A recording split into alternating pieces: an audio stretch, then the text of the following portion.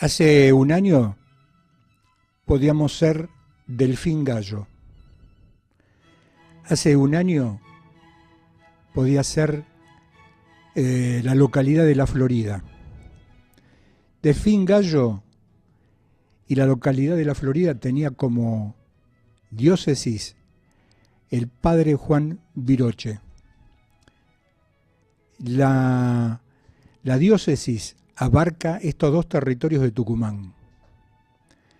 Delfín Gallo, promediando la media tarde, ya entrando la noche, un par de veces en la semana suena una bomba de estruendo. Eso en una calle sin salida. Esa bomba de estruendo convoca a la jauría de adolescentes que van a comprar la basura de la droga. Y el pueblo se encierra de noche por el miedo a los zombis nocturnos del Paco. Este presente de Delfín Gallo y de la localidad de La Florida, más o menos unos 15, 20.000 habitantes en los dos lugares, generó la muerte, el asesinato de Juan Viroche, el cura párroco, que tiene un arzobispo por encima de él, Alfredo Secca. Alfredo Secca no lo cobijó, no lo protegió, porque la posición ética de Juan Viroche era denunciar a los narcotraficantes de la zona. Nosotros hace un año podíamos sumarnos a Delfín Gallo y a la localidad de La Florida. ¿Por qué? Porque hace un año ganó María Eugenia Vidal y Daniel Salvador la provincia de Buenos Aires.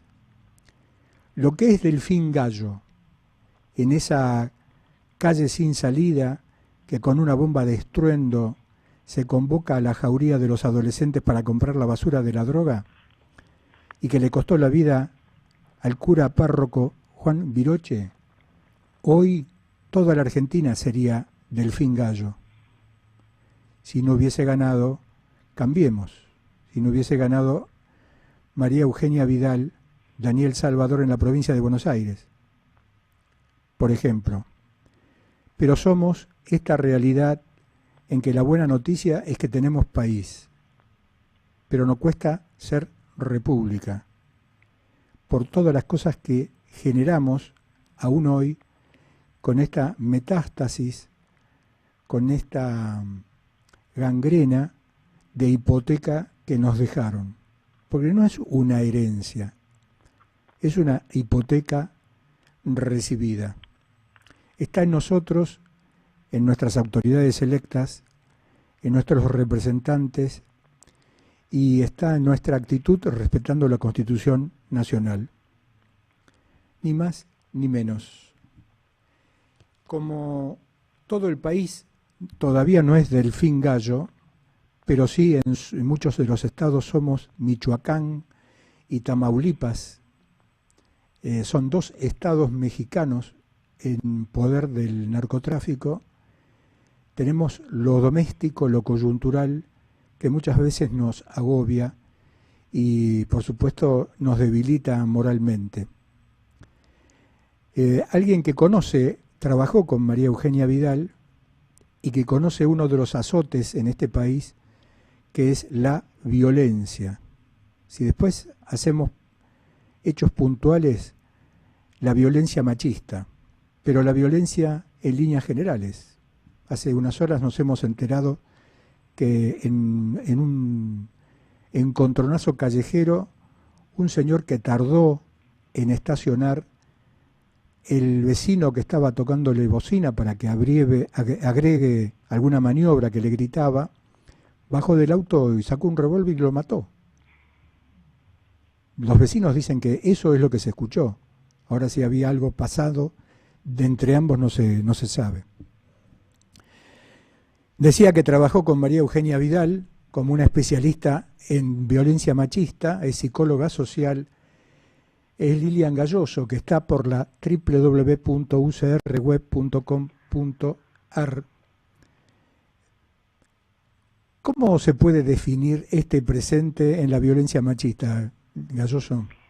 Lo podemos definir como un estado creciente, altamente preocupante, que no está escindido de otras cuestiones que pasan a nivel mundial y sobre todo que pasa a nivel de Latinoamérica.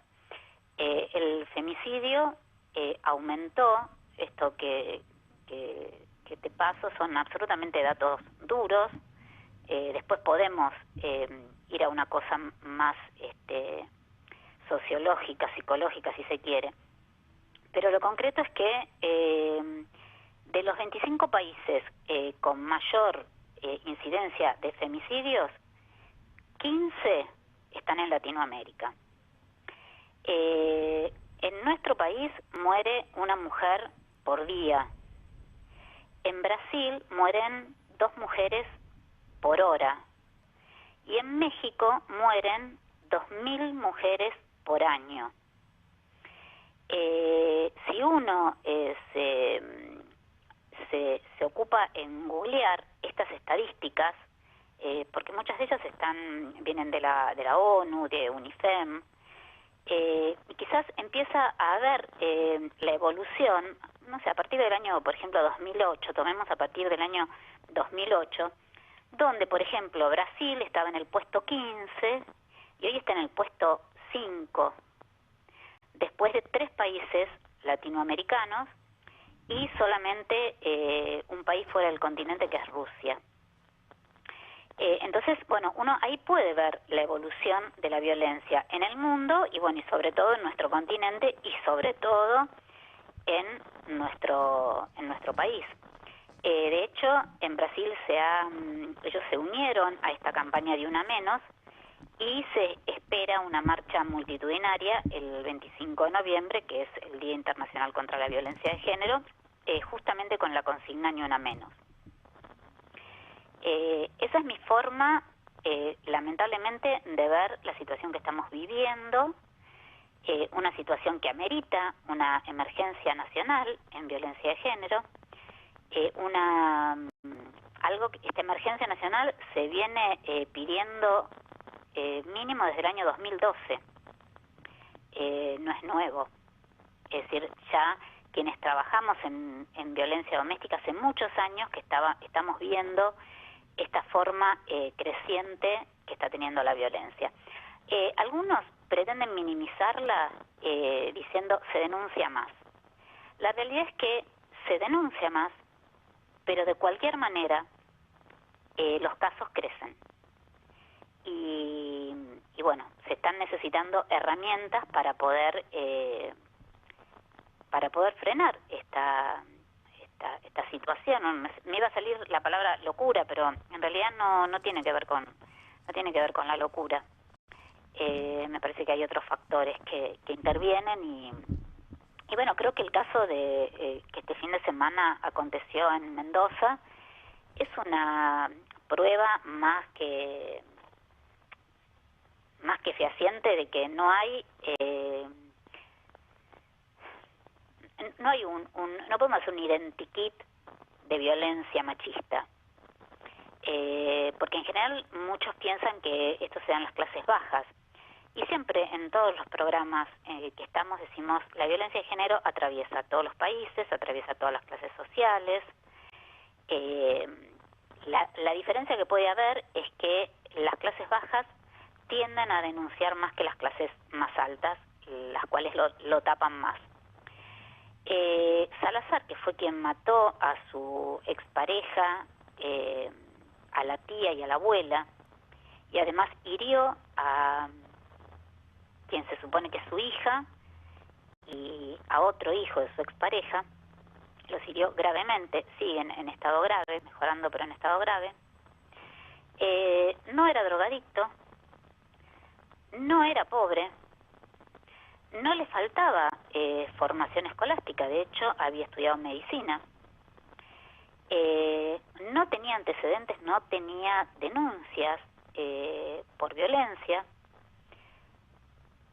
Físicamente era un muchacho agradable, es decir, nada en este caso pareciera encajar con los estereotipos. No es casual que diga estereotipos, porque en realidad uno piensa que tienen determinadas características. Y la verdad que no, la verdad es que estamos en presencia de una pandemia, que es la violencia machista, donde no tenemos de dónde agarrarnos. Es decir, cuando uno tiene que combatir algo, tenés que saber a qué te enfrentás, y cada vez estamos más desguarnecidos, porque lo que pasó con Lucía Pérez era en Mar del Plata, era impensable, como también es impensable esto que pasó en Mendoza. Uno por lo terrible, por lo horroroso de la forma en que muere Lucía Pérez, y porque, entre otras cosas, era alguien que no tenía, al contrario, además era profesor, era profesor de uno de los chicos que intentó asesinar. Es decir, las cosas están viniendo de una manera donde uno no puede hacer un diagnóstico tan certero y decir, bueno, atacamos por acá. Es lógico que lo que esperamos es que sea la justicia la que actúe, la que digamos, tenga un peso mayor, ponga penas más altas, o sea, condene con mayor fuerza, que pene con mayor fuerza estos actos. Pero también me parece que nosotros como sociedad tenemos que hacer algunos planteos. A mí se me ocurre que el caso, no sé por qué, pero quizás por la cantidad de muertes, lo de Salazar lo comparo con el caso Barreda. El caso Barreda sucedió en 1992 y Daniel Salazar tenía 6 años cuando fue este caso. La verdad es que si nadie hubiese considerado que Barreda no sé, se liberó de mujeres malísimas que lo trataban mal, que lo cargaban, si en lugar de hacer remeras con chistes, si en realidad se hubiera podido reconocer la apología del delito, del femicidio que había detrás del asesinato cometido por Barreda, si mediáticamente a este hombre no se lo hubiese considerado un personaje simpático, mediático, que daba justo para hacer también chistes que eran machistas, si incluso muchas mujeres no hubiesen salido en su defensa, incluida la que fue esta mujer Berta, que fue su posterior compañera, a la cual él también apodaba de una manera horrible, le decía Chochán, falto de entendimiento, o sea, alguien que le había abierto su casa para que él pudiera tener estas salidas transitorias y demás, independientemente de los problemas que esta mujer podía tener respecto de sus creencias, de su situación, pero bueno, le abrió su casa, lo cobijó y no obstante eso él la denigraba. Y si todos hubiéramos sido capaces de ver el mismo móvil que hizo esta imagen de Barreda con lo que sucedió en Mendoza, tal vez lo de Mendoza no hubiese sucedido, porque en realidad estos dos hombres no están percibidos hoy en su completa monstruosidad. Hay justificaciones, hay teorías, hay bromas, y entonces se vuelve a esconder con mucha facilidad esos asesinatos. Y hoy hay otro nene, así como decimos cuando sucedió lo de Barreda, Salazar tenía 6 años, hubo un nene de 8 años que estaba mirando. Entonces lo que uno espera es que se pueda cambiar la sociedad de forma tal que pueda haber una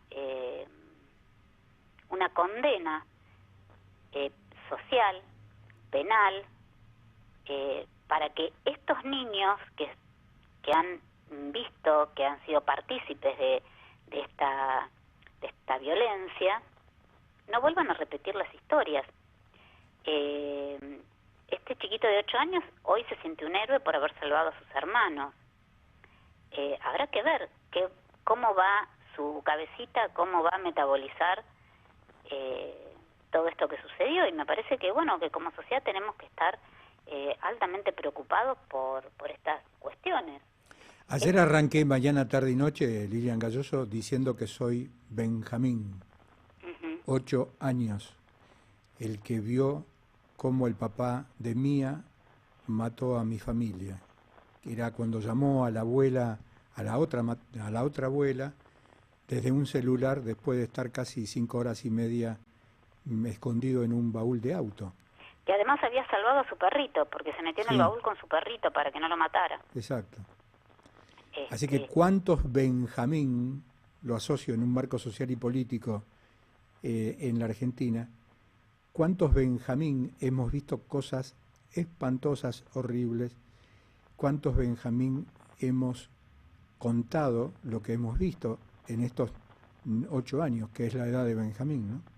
Exacto, sí, seguro. Bueno, de hecho, a raíz de la cantidad de chicos que constantemente presencian la violencia a las que son sometidas sus madres, es que se ha considerado a quien es testigo, a un chico que es testigo de violencia de género, tan víctima de violencia como su mamá. ¿Cuántos años hace que trabajás en el tema de violencia de género, Lilian Galloso? Cerca de 20 años. Cerca de 20 años. Recordemos al oyente y al televidente de Mañana, Tarde y Noche que trabajaste con María Eugenia Vidal y con Carolina Stanley. Sí, en un periodo en las que ellas, que María Eugenia Vidal era ministra de Desarrollo Social y Carolina Stanley fue directora general de la Dirección General de la Mujer, que es a la cual yo pertenecía, y la Dirección General de la Mujer pertenecía a Desarrollo Social. Era una de las direcciones que dependían del Ministerio de Desarrollo Social. Dos gestiones excelentes. O sea, yo trabajé con varias gestiones, inclusive gestiones que tenían que ver con el PRO y gestiones anteriores. Pero en esos mismos cargos estuvo Carmen Storani. Claro, Carmen Storani fue directora general de la Dirección General de la Mujer. Bueno, impecable tarea de Carmen Storani. Son personas que tenían una formación, venían ya con una experiencia en este tema realmente importante, porque para uno poder elaborar políticas públicas tiene que saber de qué se trata. Lamentablemente no siempre pasó eso, no siempre, como son cargos políticos, no siempre los políticos son tan atinados de poner a personas que tengan experiencia, más allá de que pertenezcan a su propio partido. Lilian Galloso, en ese trabajo de campo que desarrollaste en la Dirección de la Mujer de la Ciudad Autónoma de Buenos Aires, ¿has visto cosas similares o peores? Sí, absolutamente, absolutamente. De hecho, nosotros tenemos uno de los refugios que funciona con un sistema carcelario, se podría decir. Nadie tiene la posibilidad de ingresar, está absolutamente cerrado y enrejado, porque es un refugio de alta seguridad, que es a donde van a parar las mujeres que tienen un riesgo muy cierto, que se creen un riesgo muy cierto. Uno nunca puede estar totalmente seguro de cómo pueden actuar estos personajes, pero bueno, hay casos que por cómo se los ve, se sabe que corren riesgo de vida y entonces se las lleva a este refugio donde, bueno, está totalmente custodiado por la policía y totalmente cerrado. Sí, sí, los casos que se ven y la reiteración de casos. Que ese es otro de los graves problemas que tenemos. Que así como se habla mucho de la reincidencia en los casos de delitos como robo, también hay reincidencia en el caso de violencia de género. Es decir, un hombre que es violento vuelve a ser violento con otra pareja, o vuelve a ser violento porque a veces las mismas mujeres que fueron víctimas de violencia vuelven con ese hombre, lamentablemente tienen ese vínculo enfermo y vuelven.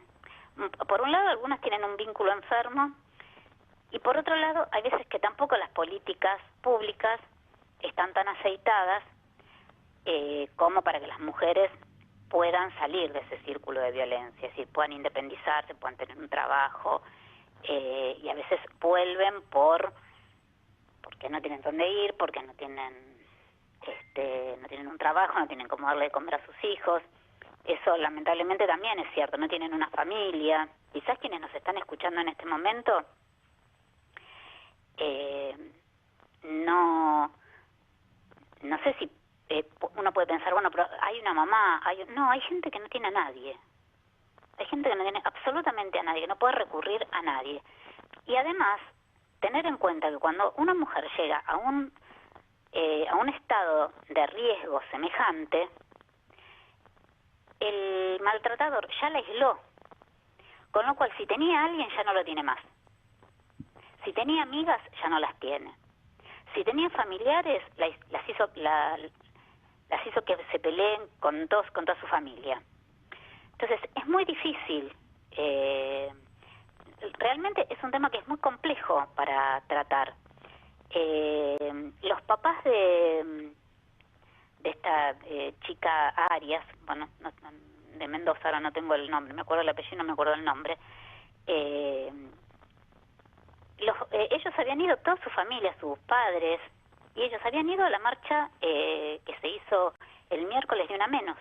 Uh-huh. Con lo cual su papá decía, nosotros estuvimos en la marcha sin saber que 4 días después nosotros íbamos a ser las víctimas. Uh-huh. Esto da la pauta que ninguno de nosotros está exento de eso. Así como estamos exentos de salir a la calle y que para robarnos un celular nos maten, ninguna mujer está exenta mañana de ser víctima de un personaje de estos.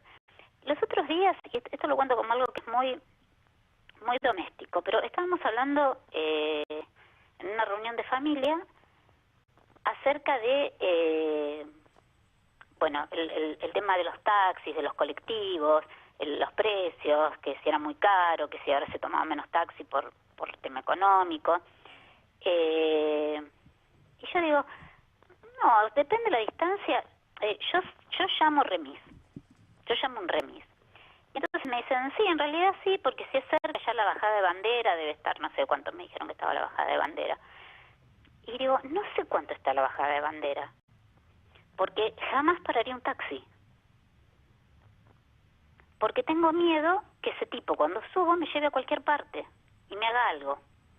Entonces tengo confianza con una remisería que está a 2 cuadras de mi casa, hace años que me manejo con esa remisería y uso la remisería.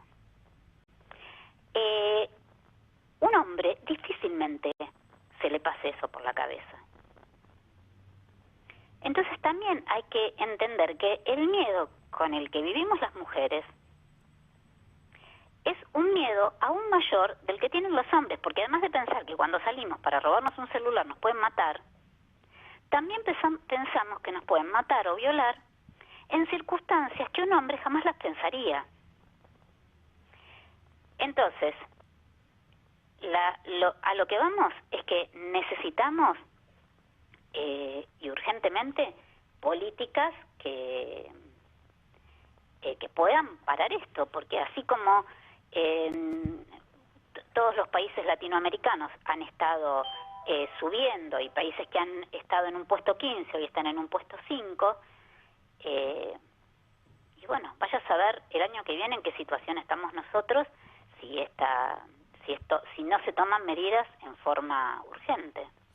Comencé el programa de hoy, mañana, tarde y noche, con el ejemplo en que todavía no somos Delfín Gallo en todo el país, pero sí somos Tamaulipas y Michoacán, que son 2 estados en poder de narcotráfico en México. Y digo lo de Delfín Gallo porque cuando en una calle sin salida suena una bomba de estruendo cuando anochece, esa es la convocatoria para la jauría de adolescentes para que compren la basura de la droga, y después el pueblo se encierra por el miedo, como ellos mismos lo han denominado, a los zombies nocturnos del Paco. ¿En cuántos lugares en la Argentina del presente de noche nos encerramos precisamente para evitar los distintos zombies de la droga, porque dependemos de un drogón de 10 años? Y esto hubiese sido quizás de otra manera, pero bueno, partimos de una base falsa porque la realidad es otra cosa. Si hace un año no hubiese ganado Vidal y Salvador en la provincia de Buenos Aires, hoy sería mucho más profundizado que el propio Delfín Gallo, este pueblo vecino a la Florida, que era la diócesis de Juan Viroche en Tucumán. Sí, seguramente. La gestión que hizo, que María Eugenia Vidal tuvo en desarrollo social en la Ciudad de Buenos Aires fue una gestión impecable, por lo menos para mí fue una gestión impecable. Una mujer que ha puesto el cuerpo en todas las circunstancias que acontecían en la ciudad. Estaba ella, iba en persona, se ocupaba personalmente. En el caso particular en donde yo trabajaba, estando de vacaciones, ella se ocupaba. Si había un caso importante o de peligro, se ocupaba ella, no le importaba estar de vacaciones, estaba teléfono en mano, hablando, dando instrucciones, cuando en realidad había otras, estaban las directoras, pero ella quería estar, no por una cuestión de, pues si no parece que no pudiera delegar nada, no era por eso, o porque no confiara a las personas que tenía al frente, que hubo muchas y muy buenas como Stanley, y por eso también Stanley está ocupando el cargo de ministra nacional a nivel nación, pero era una preocupación. Ella quería saber, no es me voy de vacaciones, me desligo, total está Carolina Stanley a cargo de la dirección de la mujer, entonces las coordinadoras de los hogares se comunicarán con ella y ella sabrá resolver. Sabía que sabía resolver, pero también quería que las directoras supieran que ella estaba, si había que tomar alguna decisión que fuese más allá, que ella estaba. Para nosotros eso fue muy valorado, en esa gestión fue muy valorado lo que nos acompañó. Así que bueno, supongo que ahora en la provincia de Buenos Aires, con todas estas batallas que está dando, los trabajadores se deben sentir igual. ¿Por qué no recordás la cifra con la que arrancaste el programa de hoy, con respecto a los países? Que en Argentina muere una mujer, no sé si a esto te referís, en Argentina muere una mujer por día. En Brasil muere una mujer cada 2 horas, y en México mueren 2.000 mujeres por año.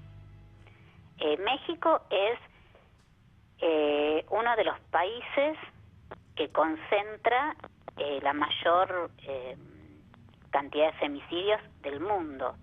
De hecho, el término femicidio fue acuñado en México a partir de los asesinatos de mujeres en Ciudad Juárez, que como eran asesinatos que se cometían sobre mujeres por su condición de mujer,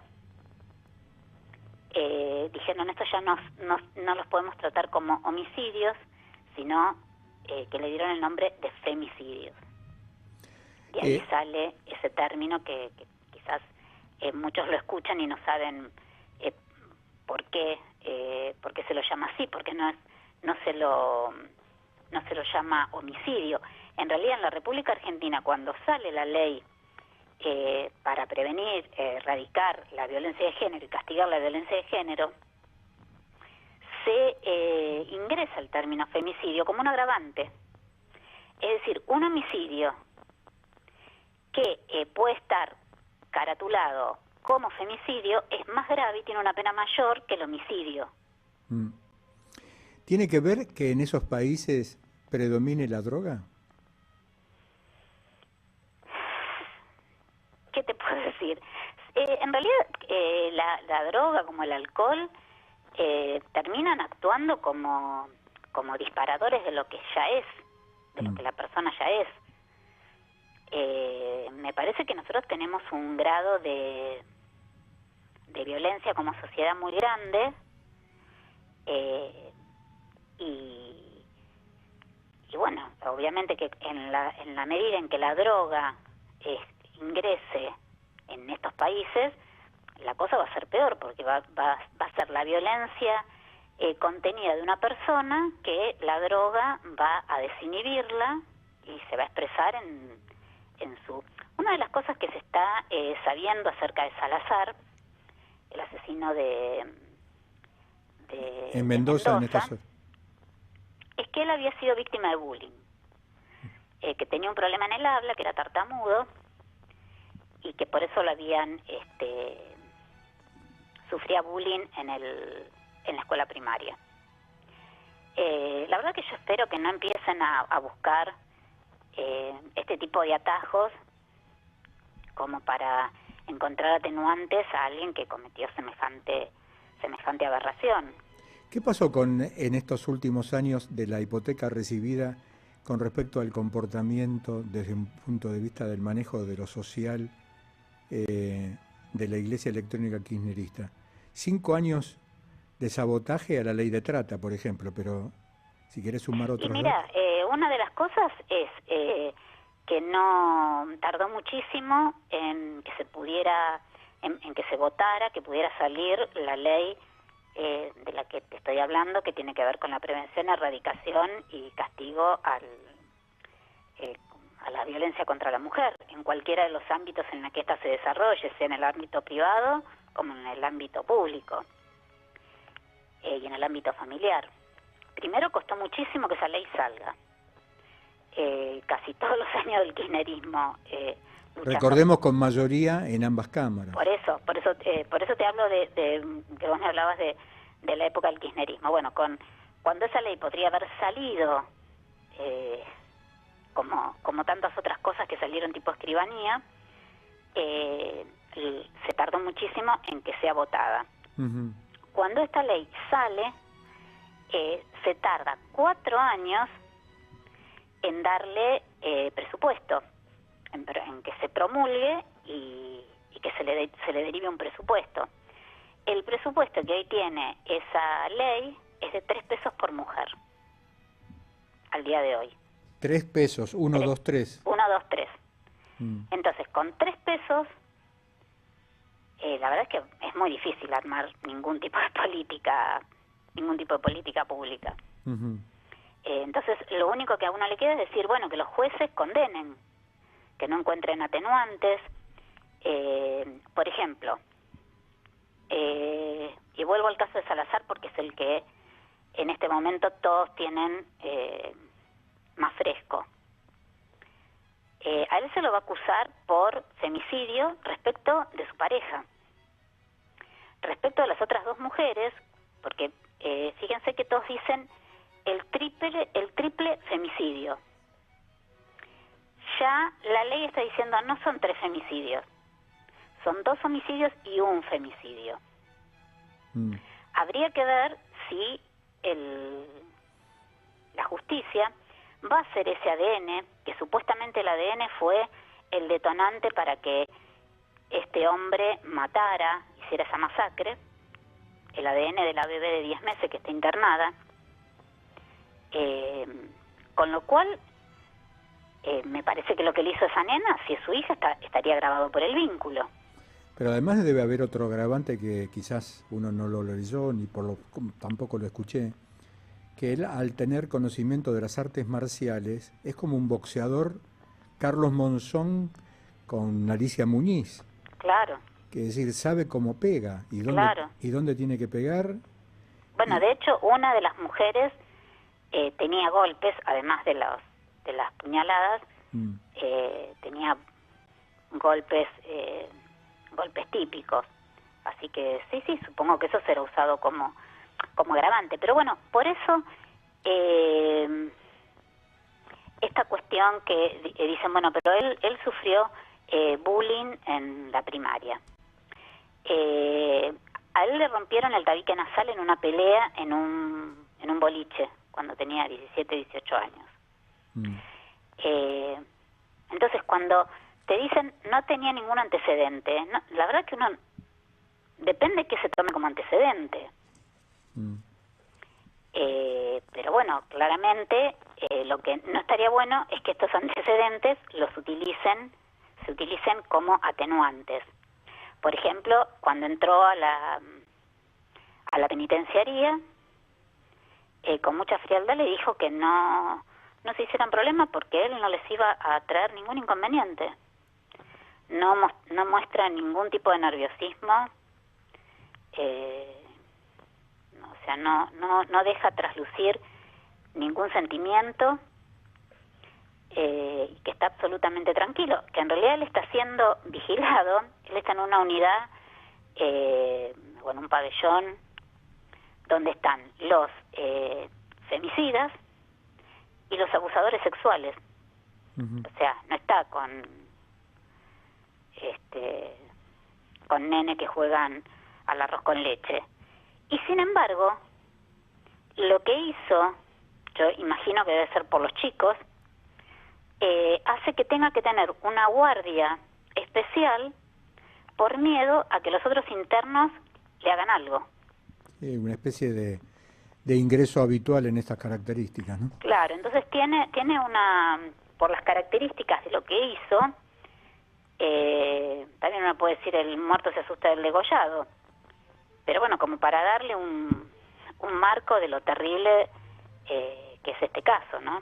Que, repetimos, es muy parecido al caso de Barreda y que esperamos que no se tome tan a la ligera como se tomó el caso de Barreda.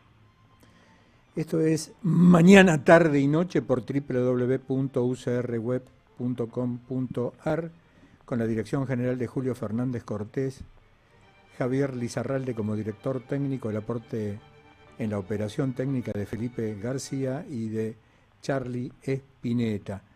Este programa además se emite por www.arturocavallo.com.ar de lunes a viernes a la hora 8 de la mañana por FM Roteco Radio 91.9 de General Rodríguez, provincia de Buenos Aires, la emisora de Jorge Luis Castañera y su familia.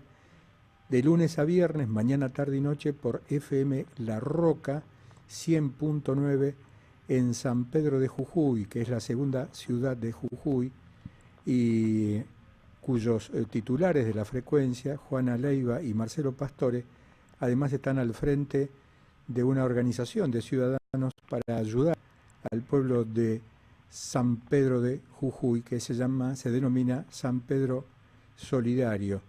Son sobrevivientes San Milagro Salas y Eduardo Fellner, los 80.000 habitantes de San Pedro de Jujuy.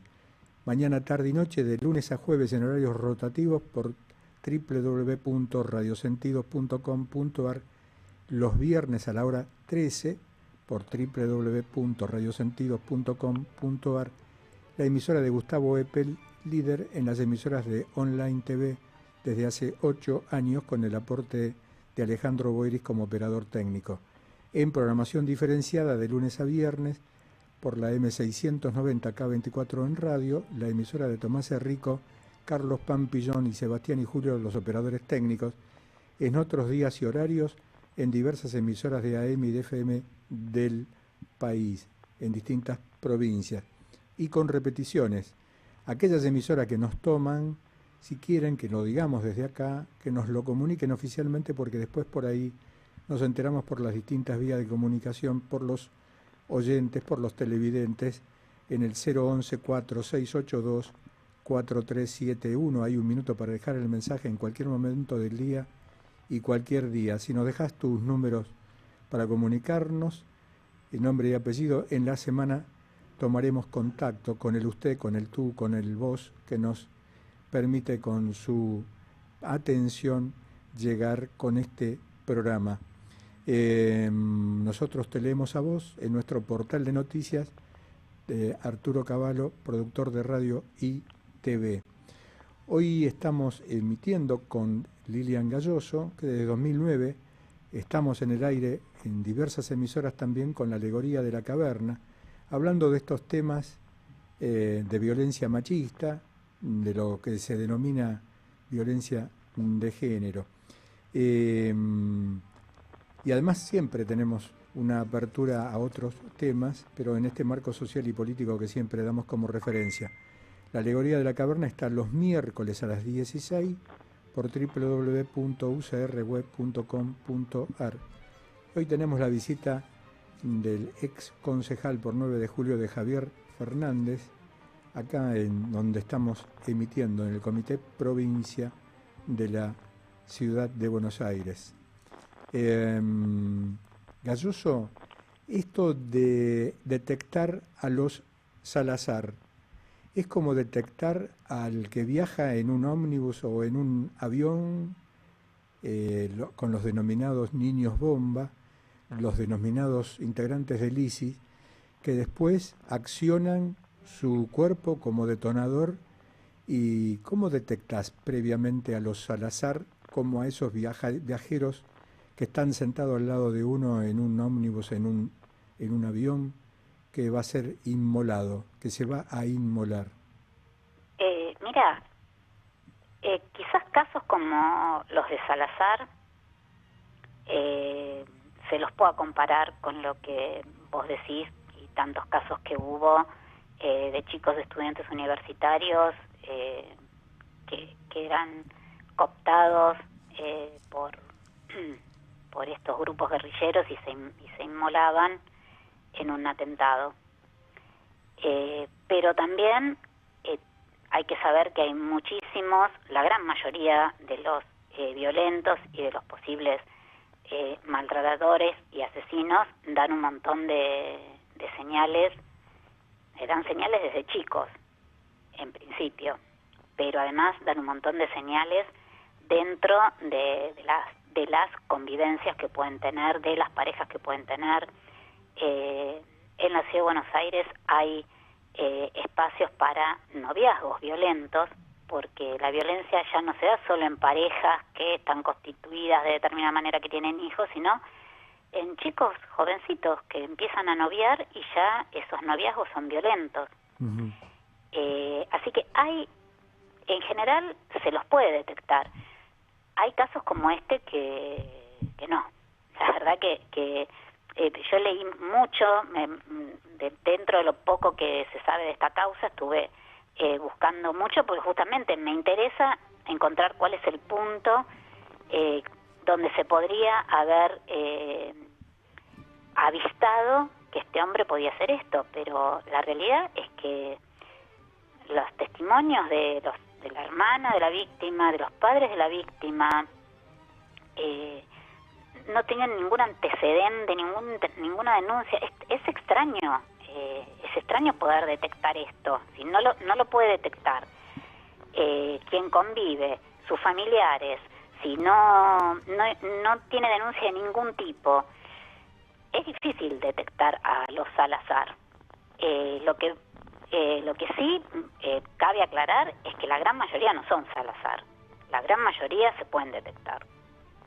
Lo que pasa es que, bueno, también nosotros vivimos en una sociedad hipócrita que le cuesta detectar esto. Uh-huh. Cuando yo reitero en todos nuestros los programas, en mi programa La Alegoría de la Caverna, o en los programas en los que participo, como hoy en tu programa, o en el programa Tangos para Vivir Mejor de Gloria Bilbao en Rosario y en la UCR Web, cuando digo, bueno, yo veo un cartonero pegándole salvajemente a un caballo, y esa persona sé que cuando llegue a la casa le va a pegar salvajemente a la mujer. Y sin embargo, la propia legislación en una ciudad como es la Ciudad de Buenos Aires, que está prohibida la tracción a sangre, muchos dicen, y bueno, es la situación social en la que viven, o sea, son violentos por la situación que viven. Y bueno, entonces mientras nosotros tengamos esta hipocresía, que porque es pobre le puede pegar un caballo, y no veamos que después esa violencia se va a trasladar a otros lados, como también las clases altas, porque estos últimos días también vimos la violencia de los Banucci Garfunkel también contra animales, en una cosa totalmente opuesta a lo que serían los carreros. Bueno, y esas personas terminaron siendo violentos con nosotros como sociedad. Para nosotros los Garfunkel han sido violentos. Entonces, cuando nosotros dejemos de ser una sociedad hipócrita y dejemos de justificar todo, porque todo se puede justificar, la realidad es que uno abre un cajón y saca la justificación que mejor le quepa a cada acto. La cuestión es que hay que dejar de justificar. Nosotros no podemos nosotros tenemos que vivir en una sociedad, y para que una sociedad se sostenga hay que cumplir ciertas normas, ciertas reglas que hacen a la convivencia social. Bueno, el que rompe esas reglas tiene que ser castigado porque es un asocial. Está perjudicando a la sociedad y debe ser castigado. Esa es la realidad. Ahora, cuando la misma sociedad que es víctima empieza a encontrar justificativos, ahí estamos en un problema. Entre justificativos nos desenvolvemos a diario en esta Argentina, donde la Constitución Nacional no habilita a que nos contaminen, y sin embargo tenemos que estar luchando, los ciudadanos, precisamente para tener una calidad de vida que la Constitución Nacional sí habilita, la calidad de vida. Y siempre me repito en esto de abrazos, de mi abrazoteca, intentando emular el abrazo de San Martín y O'Higgins, con aquellos ciudadanos ocupados y preocupados por su medio ambiente, en este abrazo gigantesco y en lo histórico y en lo simbólico como fue el abrazo de San Martín y O'Higgins, el abrazo de los Andes, con Aldo Flores, que integra la asamblea El Algarrobo de Andalgalá, María Elba Ledesma en Tucumán, Enrique Fabián Sánchez en Mendoza, Rolando Núñez, el abogado vocero del Centro Mandela en el Chaco, Néstor Omar Ruiz y su último libro Los glaciares jujeños y el hombre, Alfredo Alberti, el de la Asociación Amigos Vecinos del Barrio de la Boca, que está también